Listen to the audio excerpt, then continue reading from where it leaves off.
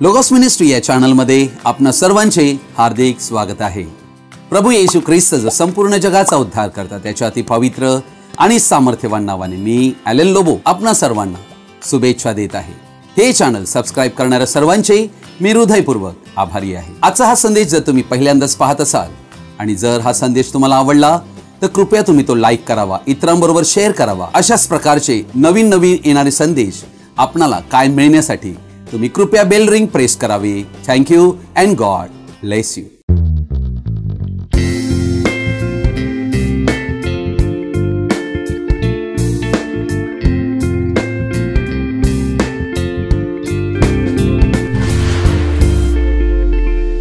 आज आपण एका महत्त्वाच्या विषयाकडे आपलं लक्ष लावणार आहोत आणि त्या विषयाला मी शीर्षक देऊ इच्छितो की मनुष्य बाहेरील स्वरूप पाहतो परंतु देव हृदय पाहतो। प्रियजन हो, आम्हा मनुष्याचे बाहेरचे स्वरूप हे फसवे आहे। मनुष्य तोंडाने काही एक बोलतो आणि हृदयात वेगळी असते, परंतु देव जो अखिल पृथ्वीचा या विश्वाचा निर्माण करता देव आहे तो मनुष्याचे हृदय जाणतो। त्यामुळे मनुष्यात काय आहे हे देवाला कळते। देव आमच्या हृदयाकडे पाहत असतो, तो आमचे हृदय पडताळत असतो। म्हणून हा विषय मी आपणापुढे मांडण्याचा प्रयत्न करीत आहे। आपणा सर्वांना माझी विनंती आहे की आजचा हा संदेश आपण सर्वजणांनी ध्यानपूर्वक आवर्जून शेवटपर्यंत पाहावा। God bless you. आम्ही आज या हृदयाच्या विषयावर अभ्यास करणार आहोत आणि काही वचने आम्ही बायबल काय म्हणते हे आम्ही समजून घेणार आहोत। शमूएलाचं पहिलं पुस्तक याचा 16वा अध्याय याचं वचन 7वं मी वाचत आहे। पण परमेश्वराने शमूएलास म्हटले, तू त्याच्या स्वरूपावर अथवा त्याच्या शरीराच्या उंच काठीवर जाऊ नको, कारण मी त्याला नापसंत केले आहे। मानवासारखे परमेश्वराचे पाहणे नसते। मानव बाहेरचे स्वरूप पाहतो पण परमेश्वर हृदय पाहतो। आमेन। परमेश्वर या वाचल्या गेलेल्या पवित्र वचनावर आपला आशीर्वाद देऊ। आम्हा सर्वांना या वचनांनी आशीर्वादित करो। आमेन। प्रियजन हो, बेथलेहेमातील इशायच्या घरी देव शमूएल संदेष्टाला इस्रायलाचा पुढील राजा याला अभिषेक करण्यासाठी पाठवितो। अर्थात देवाने इशायचे 8 पुत्र होते, त्यांतील एकाला एक राजा म्हणून पाहिले होते, परंतु शमूएलाला हे काहीच माहित नव्हते। शमूएल संदेष्टा हा इशायाचा ज्येष्ठ पुत्र एलियाबाला पाहत आहे आणि प्रभावित होत आहे आणि त्याला वाटते की परमेश्वराचा अभिषिक्त हाच होय। अर्थात शमूएल एलियाबास न्याहाळून पाहतो। शमूएलाने न्याहाळून पाहिलं होतं, परंतु शमूएलाची समज चुकीची ठरली। 7व्या वचनात पण परमेश्वराने शमूएलाला म्हटले, तू त्याच्या स्वरूपावर अथवा त्याच्या शरीराच्या उंच काठीवर जाऊ नको, कारण मी त्याला नापसंत केले आहे। पहा, मानवासारखे परमेश्वराचे पाहणे नसते। मानव बाहेरचे स्वरूप पाहतो पण परमेश्वर हृदय पाहतो। आणि त्याला वाटला कदाचित हा लायक असेल, परंतु देवाने त्याला त्वरित कळविले, याला मी नाकारले आहे। प्रियजन हो, आमच्याही जीवनामध्ये आम्ही कसे दिसतो, आमचा रंग काय, आमचे रूप काय, आमची उंची काय किंवा आमची समाजात प्रतिष्ठा किती आहे यावरून देव आम्हाला मोजत नसतो। देव आमचे हृदय पाहत असतो। इशायचे 7ही पुत्र शमूएलाच्या पुढे आणले गेले, परंतु देवाने सर्वांना नाकारले। आणि 16 अध्यायातल्या 12 वचनात आम्ही पाहतो, त्याने बोलावणे पाठवून त्यास आणले। त्याचा वर्ण तांबूस, डोळे सुंदर व स्वरूप मनोहर होते। तेव्हा परमेश्वराने त्यास म्हटले, उठ, त्यास अभिषेक कर, हाच तो आहे। प्रियजन हो, दावीद ही देवाची निवड होती, एक अपूर्ण व्यक्ती परंतु विश्वासयुक्त आणि देवाच्या हृदयाचा मनुष्य तो होता। देवाच्या हृदयाचा मनुष्य म्हणजे काय? जे देवाला वाटते तेच त्याला वाटते। प्रियजन हो, आम्ही सर्व मनुष्य बाहेरून जे आम्हाला दिसते त्यावरून आम्ही इतरांचा न्याय करण्याचा आमच्याकडे कल असतो। मनुष्य बाहेरून जसा दिसतो त्यावरून आम्ही त्याचे चारित्र्य आणि त्याची योग्यता ठरवित असतो। अर्थात मनुष्य जर उंच, चांगला दिसणारा, देखणा, उत्तम शरीर यष्टी आणि चांगले कपडे परिधान केलेले असतील तर त्याच्या शारीरिक गुणवत्तेवरून त्या मनुष्याचा आम्ही आदर करीतो, कौतुक करीतो आणि अशा व्यक्तीमध्ये आम्ही नेतृत्व शोधतो। परंतु देवामध्ये अशी एक अद्भुत कुवत आहे की देव मनुष्यांच्या आत पाहत असतो। देवाला आमचे खरे चारित्र्य माहित आहे, कारण तो हृदय पडताळून पाहतो। तो देव आहे। आम्हा मनुष्यांना बाहेरील दिसणे फसवे असू शकते, कारण बाहेरील दिसणे हे मनुष्याच्या आत काय आहे नक्की हे प्रकटच करीत नसते। अर्थात बायबल शरीराच्या अवयव हृदय याविषयी बोलत नाही। मनुष्याच्या हृदयामध्ये अशी एक जागा शास्त्रज्ञांना सापडली जी जागा रिकामी आहे आणि त्या ठिकाणी देवाचा वास होत असतो। देवाला मनुष्यामध्ये वास करून राहायचे आहे आणि मनुष्याचे हृदय देवाचे मंदिर आहे। देवाला जर त्या हृदयात राहायचे असेल तर ते हृदय कसे हवे? प्रियजन हो, ते हृदय नीट हवे. हृदयांतूनच विचार येत असतात. मनुष्यांचे हृदय हे नैतिकता आणि आध्यात्मिकता व ज्ञानाचे केंद्रस्थान आहे. तेथेच विवेक, सद्विवेक बुद्धीचे स्थान आहे. म्हणूनच ते फार महत्वाचे आहे. काय आमचे हृदय देवाशी नीट आहे काय? नीतिसूत्र याचा 4 अध्याय 23 वचन म्हणते, सर्व रक्षणीय वस्तूंपेक्षा आपल्या अंतःकरणाचे विशेष रक्षण कर, कारण त्यात जीवनाचा उगम आहे. कोणतं जीवन? मानवी जीवन नाही. हे जे हृदय आहे, जे इथे बायबल म्हणत आहे, हे आमच्या आध्यात्मिक मनुष्याला दर्शवित आहे आणि तेथे अनंत जीवनाचा उगम आहे. देव अनंत जीवन आमच्या हृदयात घालत असतो आणि म्हणून आम्ही आमच्या अंतःकरणाचे विशेष रक्षण केले पाहिजे असे वचन सांगते. अर्थात हृदयांतूनच सगळं काही आहे. मनुष्यांचे आतील नैतिकता व आध्यात्मिक जीवन हे हृदय दर्शवित असते. सर्व काही हृदयांतून येत असते. लूक 6:45 म्हणते, चांगला मनुष्य आपल्या अंतःकरणांतील, अंतःकरण म्हणजे हृदय, हृदयांतील चांगल्या भांडारांतून चांगले ते काढितो. कोण? चांगला मनुष्य. तसेच वाईट मनुष्य वाईटांतून वाईट काढितो, कारण अंतःकरणात जे भरले आहे तेच मुखावाटे निघणार. अर्थात प्रियजन हो, यहुदा इस्करियोत, ज्याला प्रभू येशूने निवडले होते आणि येशूच्या 12 शिष्यांपैकी तो एक होता, परंतु आम्हाला काय आढळते? यहुदा इस्करियोत याला सर्वजण विश्वासयुक्त शिष्य म्हणून पाहत होते, परंतु त्याचे बाहेरील दिसणे हे फसवे होते. इतर कोणत्याही शिष्यांना यहुद्याच्या आतील जीवनाविषयी काहीच माहिती नव्हते, परंतु येशू मात्र देव असल्या कारणाने तो जाणत होता. म्हणून योहान 6:70 मध्ये येशूने म्हटले, येशूने त्यांना उत्तर दिले, तुम्हा 12 जणांस मी निवडून घेतले नाही काय? तरी तुम्हांतील एक जण सैतान आहे. लक्षात घ्या, देवाचा दृष्टिकोन अति उच्च आहे, सखोल आहे आणि ज्ञानाचा आहे.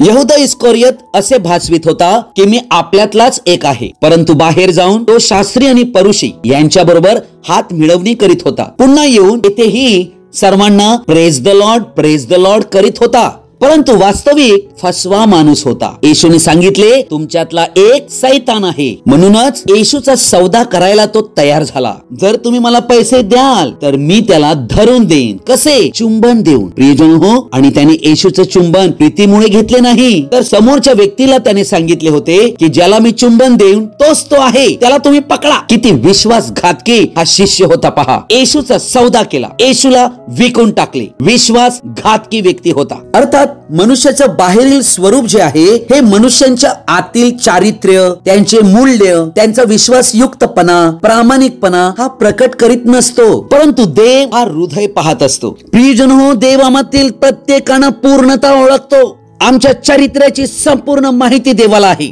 स्तोत्र संहिता 139 1 ते 12 वचन अतिशय महत्वाचं वचन आहे. हे परमेश्वरा, तू मला पारखिले आहे, तू मला ओळखितोस. माझे बसणे व उठणे तू जाणतोस. तू दुरून माझे मनोगत समजतोस. तू माझे चालणे व माझे निजणे बारकाईने पाहतोस आणि माझ्या एकंदर वर्तन क्रमाची माहिती तुला आहे. हे परमेश्वरा, तुला मुळीच ठाऊक नाही असा एकही शब्द माझ्या मुखांतून निघत नाही. पहा, सगळं देव जाणतो. तू मागून पुढून मला वेढिले आहे. माझ्यावर तू आपला हात ठेविला आहे. हे ज्ञान माझ्या कल्पने पलीकडचे आहे. हे अगम्य आहे. हे माझ्या अवाक्या बाहेरचे आहे. आणि आम्हाला वाटते कोण मला पाहतो? देव सगळं पाहतो. आमच्या मनात आम्ही धूर्तपणाने काय काय विचार करीतो सगळं देवाला माहित आहे. अंधार देखील देवापासून काही लपवित नाही. रात्र देखील दिवसाप्रमाणे प्रकाशते. काळोख आणि उजेड ही देवाला सारखीच आहेत. 2 इतिहास 16 अध्यायातलं 9 वचन म्हणते, परमेश्वराचे नेत्र अखिल पृथ्वीचे निरीक्षण करीत असतात. संपूर्ण पृथ्वीचे. पहा, पृथ्वीचे निरीक्षण करतात. त्याचा अर्थ काय? पृथ्वीवर जेवढी राष्ट्रे आहेत, त्या राष्ट्रांत जेवढे मनुष्य आहेत, त्या सर्वांचे हृदय ओळखणारा तो देव आहे. 850 कोटी लोक या पृथ्वीच्या पाठीवर आहे आणि तो देवांच्या हृदयांतील विचार, हेतू, उद्देश जाणणारा देव आहे. त्याला माहित आहे कोण विश्वासयुक्तपणे राहील, कोण राहणार नाही, कोण बदलेल, कोण आपला दिलेला शब्द मोडील. हे सर्व देवाला माहित आहे. तो मनुष्याचे हृदय जाणतो. म्हणून वचन म्हणते, परमेश्वराचे नेत्र अखिल पृथ्वीचे निरीक्षण करीत असतात. जे कोणी सात्विक चित्ताने त्याच्याशी वर्ततात त्यांचे सहाय्य करण्यास तो आपले सामर्थ्य प्रकट करीतो. मत्ते 15 अध्यायातल्या 8व्या वचनात येशूने म्हटले, हे लोक ओठांनी माझा सन्मान करीतात, परंतु त्यांचे अंतःकरण माझ्यापासून दूर आहे.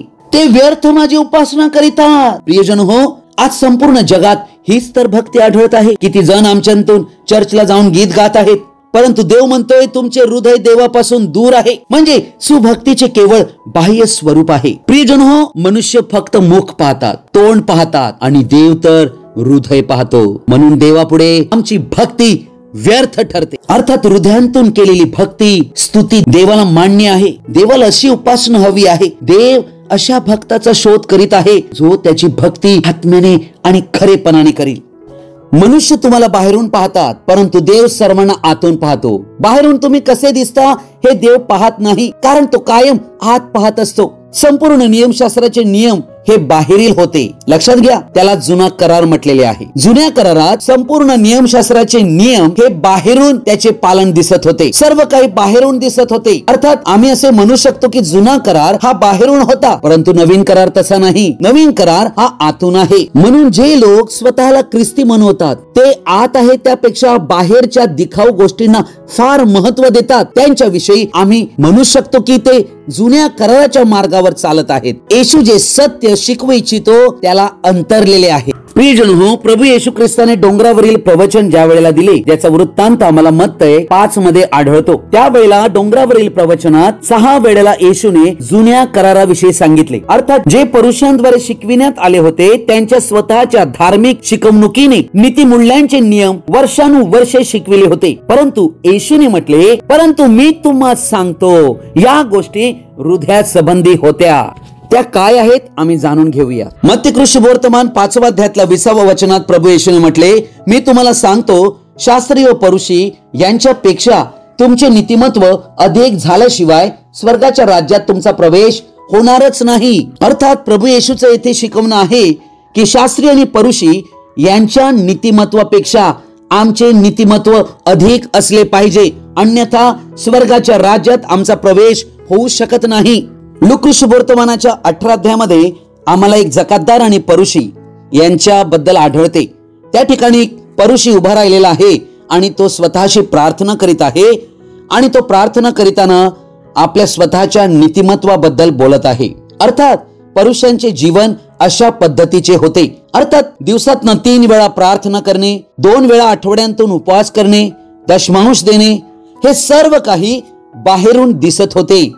हे तो व्यक्ती करीत होता आणि आपल्यापैकी अनेक जण ते करीत आहेत.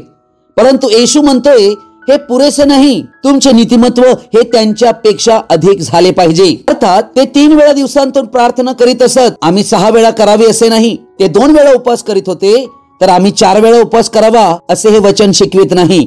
तर हे वचन क्वालिटी, ख्रिस्ती जीवनाची एक गुणवत्ता याविषयी बोलत आहे. परुषी व शास्त्री यांचे नीतिमत्व हे संख्येवर आधारित होते. आमचे त्याहून अधिक हवे.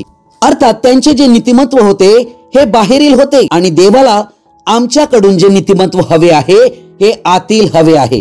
याला म्हणतात गुणवत्ता, क्वालिटी.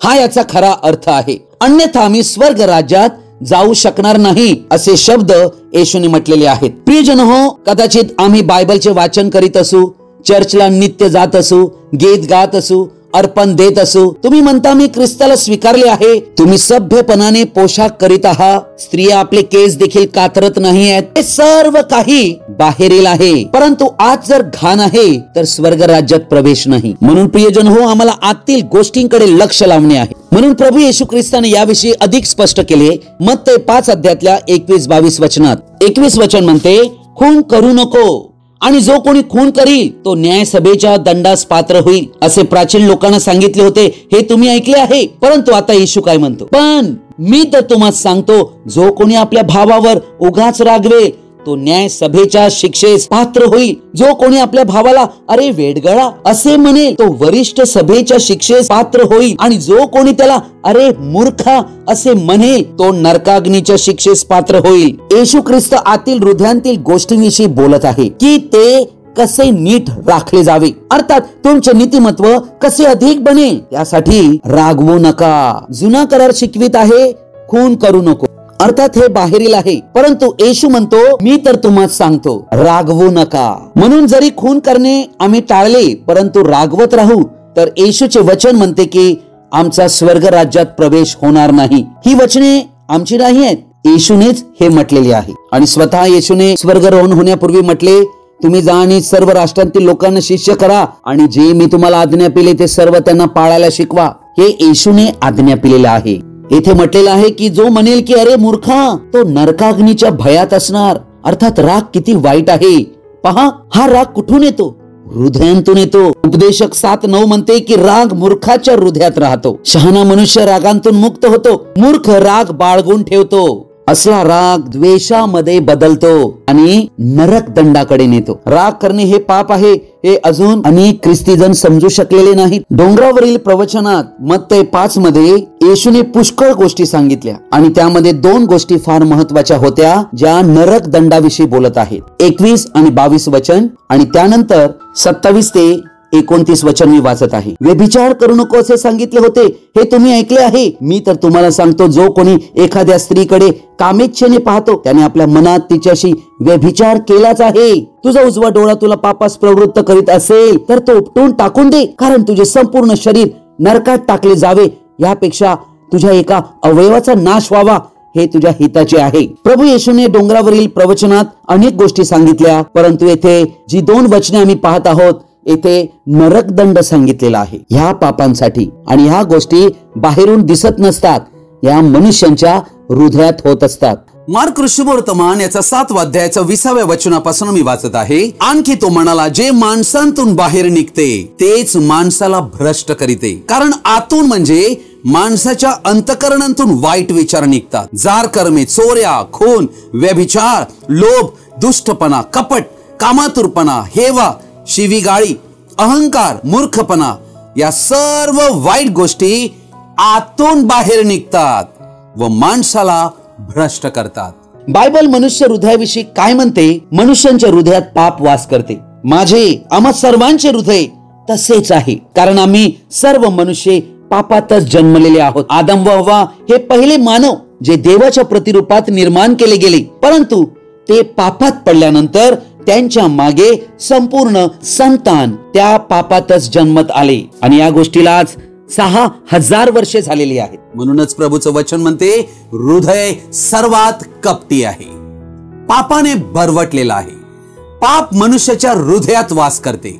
मत्ती शुभवर्तमान 12 अध्याय 35 वचन म्हणते, चांगला माणूस आपल्या चांगल्या भांडारांतून चांगले काढितो आणि वाईट माणूस आपल्या वाईट भांडारांतून वाईट काढितो. अर्थात हे भांडार कोण आहे? हे भांडार हृदय आहे. आमचे हृदय एक भांडार म्हणजे एक स्टोर हाऊस आहे. चांगला माणूस हा चांगल्या भांडारांतून म्हणजे आपल्या हृदयांतून चांगले ते काढतो. मग प्रियजन हो, आम्ही आमच्या हृदयात काय भरतो हे फार महत्वाचं आहे. म्हणून सापाच्या पिलानं तुम्ही वाईट असता तुम्हाला चांगल्या गोष्टी कशा बोलता येतील? जे आतमध्ये आहे तेच मुखावाटे येते, कारण अंतःकरणात जे भरून गेले आहे तेच मुखावाटे निघणार. म्हणूनच मनुष्य शिव्या देतो, रागाने भरलेला आहे, उद्धट उत्तर देतो, कुटीलपणाने वागतो, गर्विष्ठपणाने वागतो. अशा प्रकारे का मनुष्य वागतो? हृदय नीट नाहीये. आमची हृदय ही सर्व वाईट विचारांनी भरलेली आहेत. देव ज्या गोष्टींचा द्वेष करतो ते म्हणजे दुष्ट योजना करणारे अंतःकरण. प्रियजन हो, आमच्यात जे वाईट भरलेले आहे ते आम्ही जाणतच नाही आहेत. बायबल पुढे म्हणते की मनुष्यांच्या हृदयात अविश्वास भरलेला आहे, म्हणूनच मनुष्य देवापासून विभक्त झालेला आहे. मनुष्याचे हृदय आंधळे झालेले आहे, देवाच्या प्रकाशापासून दूर आहे. इफिस्करास पत्र 4 अध्याय 18 आणि 19 वचनात म्हटलेलं आहे, त्यांची बुद्धी अंधकारमय झाली आहे, त्यांच्या अंतःकरणातील कठीणपणामुळे त्यांच्यात अज्ञान उत्पन्न होऊन ते देवाच्या जीवनाला पारखे झाले आहेत.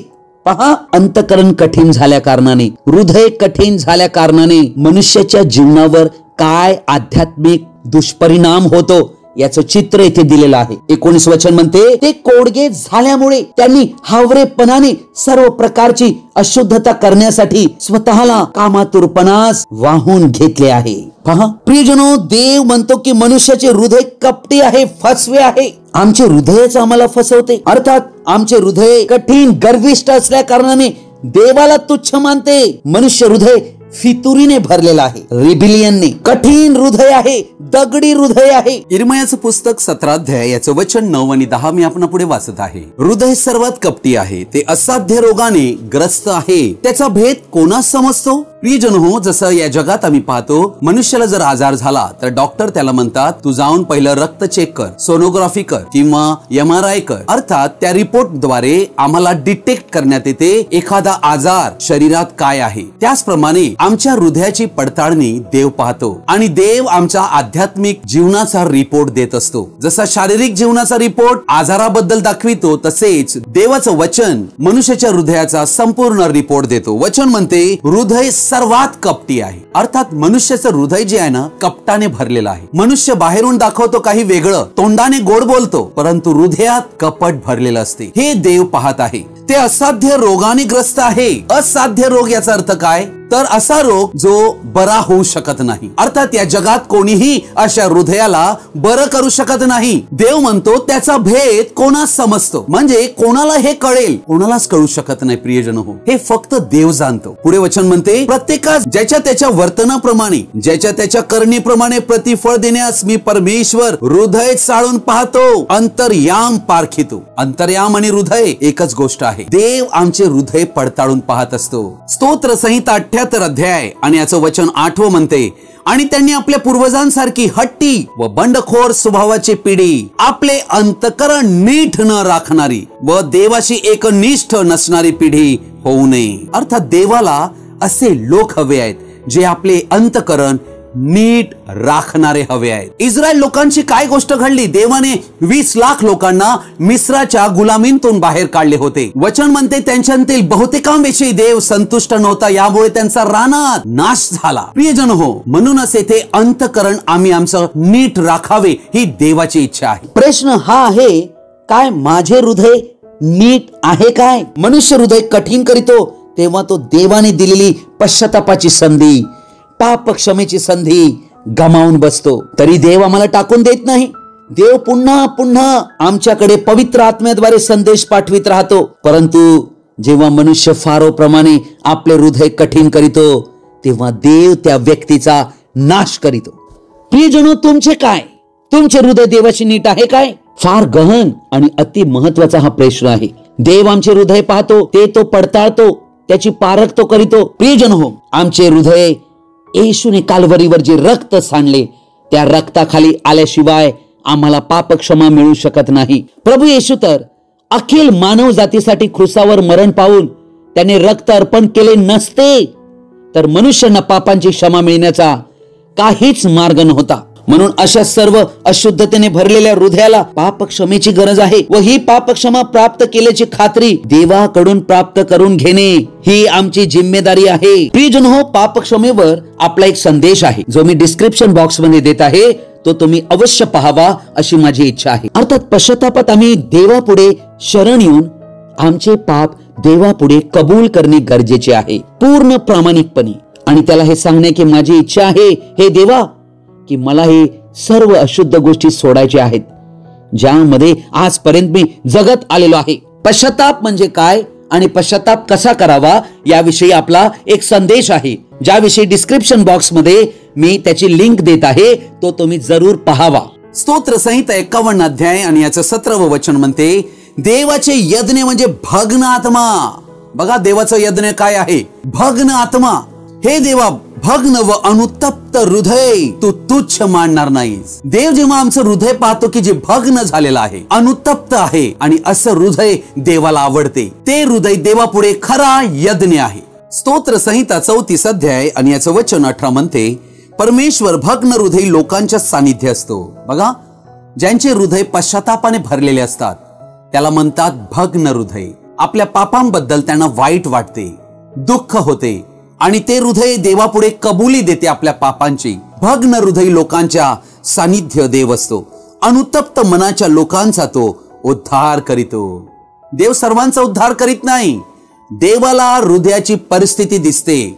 जे जीव देवाला शरण येतात, आपल्या पापांची कबुली देतात, देव त्यांच्यावर दया करीतो. कारण जर ते देवाशी योग्य नाही आहे त्याचा अर्थ पाप क्षमा प्राप्त झालेली नाही. त्यामुळे तुमचा मृत्यू पाप क्षमेशिवाय जर झाला तर तुम्हाला स्वर्ग मिळू शकत नाही. त्यासाठी हृदय नीट हवे. देवाला आमचे हृदय हवे आहे. नीतिसूत्रे 23 अध्याय 26 वचन म्हणते, माझ्या मुला तू आपले हृदय मला दे. अर्थात देव विनंती करीत आहे या वचनाद्वारे, कारण आमचे हित त्याला करायचे आहे, कारण तो आमच्यावर प्रेम करीतो. जर आम्ही योग्य आहोत तर आम्ही देवाला या वचनाप्रमाणे काय योग्य प्रतिक्रिया देऊ शकतो की हे देवा, तू माझे हृदय मागत आहेस, मी माझे हृदय तुला देऊ इच्छितो. प्रियजन हो, आम्ही देवाला शरण येणं गरजेचे आहे, तेव्हा देव आमचे हृदय बदलतो. एझेकिएल याचं 36 अध्याय याचं वचन 25 पासून मी आपण पुढे वाचत आहे. मी तुम्हावर शुद्ध पाणी शिंपडीन, म्हणजे तुम्ही शुद्ध व्हाल. हे कोणतं पाणी? कोणत्या नदी नाल्याचं, समुद्राचं नाही, परंतु हे जिवंत पाणी आहे. देव आपल्या वचनाच्या जलस्नानाने आम्हाला धुत असतो. लक्षात घ्या, तुमची सर्व मलिनता व तुमच्या सर्व मूर्ती यापासून मी तुमची शुद्धी करीन. अर्थात देव आम्हाला आमच्या सर्व मलिनता आणि मूर्ती, ज्यांनी देवाचं स्थान आमच्या हृदयात घेतलेलं आहे, त्यापासून आम्हाला देव शुद्ध करू इच्छितो. वचन 26 म्हणते, मी तुम्हास नवे हृदय देईन, तुमच्या ठाई नवा आत्मा घालीन, तुमच्या देहांतून पाषाणमय हृदय काढून टाकीन व तुम्हास मांसमय हृदय देईन. म्हणजे कठीण हृदय मी काढीन आणि मृदू हृदय मी देईन, जे सेन्सिटिव्ह असेल, जे लगेच तुम्हाला पापाची जाणीव करून देईल.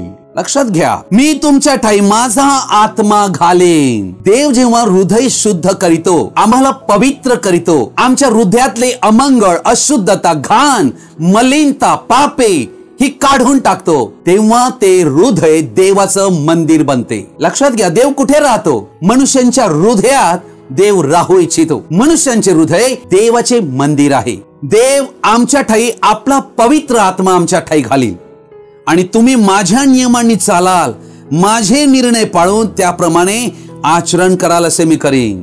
अर्थात देवाचा आत्मा जेव्हा आम्हाला प्राप्त होतो, तेव्हाच आम्ही त्याच्या नियमांनी चालू लागतो, आम्ही त्याचे विधी पाळू लागतो, आचरू लागतो. हे सगळं देव करतो. जसं एका हॉस्पिटलमध्ये एका रुग्णाला ऍडमिट व्हावं लागते, तेव्हाच डॉक्टर त्याच्यावर शस्त्रक्रिया करीत असतो. प्रियजन हो, आम्हालाही आमचे कठीण हृदय जर नको आहे, तर आम्हाला त्या जिवंत देवापुढे आम्हाला येणे गरजेचे आहे.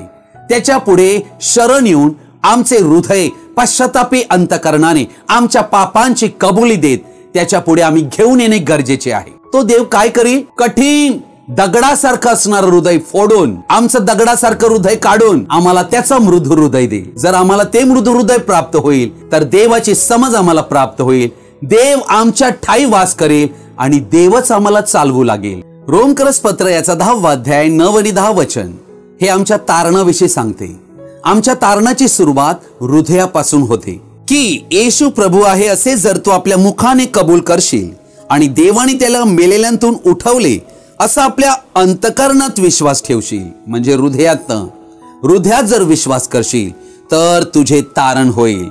कारण जो अंतकरणाने विश्वास ठेवतो, म्हणजे पूर्ण हृदयाने, तो नीतिमान ठरतो आणि जो मुखाने कबूल करीतो त्याचे तारण होते. लूका शुभवर्तमान 8वा अध्याय आणि याचं वचन 11 आणि 12 मी वाचत आहे. हा दाखला असा आहे, बी हे देवाचे वचन आहे. येथे प्रभू येशू ख्रिस्त दाखल्याचं वर्णन करीत आहे आणि जे पेरणारा बी पेरीत होता ते देवाचं वचन पेरत होता, असं येशू याची फोड करत आहे. पुढे तो म्हणतो, वाटेवर असलेले ते हे आहे, ते ऐकतात, नंतर त्यांनी विश्वास ठेवू नये व त्यांस तारण प्राप्ती होऊ नये म्हणून सैतान येऊन त्यांच्या अंतकरणांतून वचन काढून घेतो. अर्थात 4 भूमीचा दाखला आहे. या 4 ही भूमी मनुष्याच्या संपूर्ण पृथ्वीच्या पाठीवर जी मनुष्य राहतात त्यांच्या हृदयाचे चित्र वर्णिते. पहिलं हृदय आहे ते वाटेवर असलेले, आणि अशा प्रकारचे हृदय असणारी जी लोक असतात ती सर्वाधिक या जगातील लोक आहेत. ही लोक जी आहेत यांच्या हृदयापर्यंत सैतान पोहोचत असतो आणि देवाला माहित आहे की त्याचं वचन जे पेरण्यात येते, ज्या वेळेला आम्ही श्रोते म्हणून ते वचन ऐकतो, तेव्हा ऐकून ते आमच्या हृदयात आम्ही स्वीकारतो आणि सैतान त्याच हृदयात त्या व्यक्तीने विश्वास करू नये, कारण विश्वास ठेवल्याने त्यांना तारण प्राप्त होईल, ते तारण ही प्राप्त होऊ नये म्हणून वचन म्हणते सैतान येऊन त्यांच्या अंतःकरणातून वचन काढून घेतो. प्रियजन हो, हेच तर कार्य आजपर्यंत घडत राहिलेलं आहे मानवी जीवनामध्ये. यामुळे मनुष्य देवाने दिलेलं जे मुफ्तपणे तारण आहे, उद्धार आहे, मुक्ती आहे, त्यापर्यंत पोहोचत नाही. मनुष्याचं हृदय हे देवाच्या हाती समर्पित होणे गरजेचे आहे. तेव्हा देव त्या हृदयाला नवीन करीतो आणि तेव्हाच त्या हृदयात ते वचन स्वीकारले जाते जेथे सैतान पोहोचू शकत नाही. त्या व्यक्तीला उद्धार आणि तारण प्राप्त होते. डोंगरावरील प्रवचनात प्रभू येशू ख्रिस्ताने म्हटले, मत्ते 5 अध्यायाच्या 8 वचनात, जे अंतःकरणाचे शुद्ध ते धन्य, कारण ते देवाला पाहतील. देवाला शुद्ध हृदय हवं आहे. म्हणून स्तोत्र 73 मध्ये आसाफ स्तोत्र लिहितो तेव्हा तो म्हणतो, इस्रायली म्हणजे हृदयाचे शुद्ध, आम्ही शुद्ध अंतःकरणाचे असावी ही देवाची इच्छा आहे. मत्ती वर्तमान याच्या 23 अध्यायातलं 25-26 वचन मी वाचत आहे. येशूने म्हटले, अहो शास्त्रांनो, अहो परुषांनो, ढोंग्यांनो, तुमची केवढी दुर्दशा होणार. तुम्ही ताट वाटे बाहेरून साफ करिता, पण ती आतून जुलूम व असंयम यांनी भरलेली आहे. बघा, ताट वाटी बाहेरून साफ करता, पण आतून जुलूम व असंयम यांनी भरलेली आहे. हे वास्तविक हृदयाचं चित्र प्रभू येशू या शास्त्रांना, परुषांना सांगत आहे. अरे आंधळ्या परुषा, पहिल्याने वाटी आतून साफ कर, म्हणजे ती बाहेरूनही साफ होईल. अर्थात येशू ख्रिस्त येथे हा संदेश देत आहे की त्यांनी आपल्या हृदयाची आतून सफाई करावी, म्हणजे वचन म्हणते बाहेरूनही ती सफाई होईल. आपल्या स्वतःच्या अंतःकरणात हृदयात जरा आत डोकावून पहा. तुम्ही देवापुढे कसे आहात? देवाशी योग्य आहात काय? देवाला भेटण्यास आम्हाला सिद्ध होणे गरजेचे आहे. दाविदाने प्रार्थना केलेली आहे. स्तोत्र 51 अध्याय 10 आणि 11 वचन, हे देवा, माझ्या ठाई शुद्ध हृदय उत्पन्न कर, माझ्या ठाई स्थिर असा आत्मा पुन्हा घाल. तू मला आपल्या पुढून घालवून देऊ नको आणि आपला पवित्र आत्मा माझ्यामधून काढून घेऊ नको. तू केलेल्या उद्धाराचा आनंद मला पुन्हा होऊ दे आणि उत्सुकतेच्या आत्म्याने मला सावरून धर. आमेन. आजचा हा संदेश आपण सर्वजणांनी ध्यानपूर्वक आणि शेवटपर्यंत पाहिल्याबद्दल आपणा सर्वांचा मी हृदयपूर्वक आभारी आहे. हा संदेश ऐकल्यानंतर नक्की तुम्हाला काय कळले, कृपया तुम्ही कमेंट बॉक्स मध्ये कळवू शकता किंवा माझ्याशी व्यक्तिगत संपर्क साधू शकता. Thank you and God bless you.